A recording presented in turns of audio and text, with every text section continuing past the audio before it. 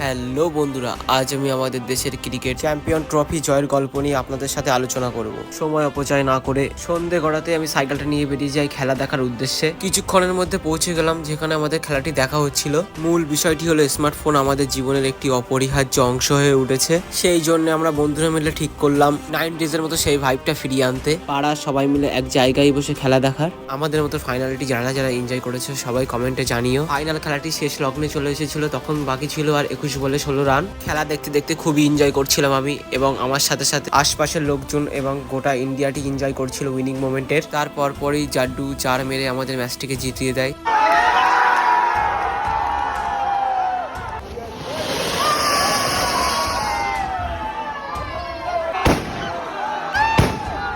আমি আমাদের দেশের দলের সকল খেলোয়াড়দের অভিনন্দন জানাই তাদের কঠোর পরিশ্রম এবং দক্ষতার জন্য আমরা গর্বিত। Thanks for watching this video all of you. আজকের ভিডিওটি এই পর্যন্ত, দেখা হচ্ছে একটি পরের নতুন ভিডিওতে। জয় হিন্দ অ্যান্ড বন্দে মাতরম। তোমরা কেউ কমেন্ট করতে ভুলো না। Tata, bye bye.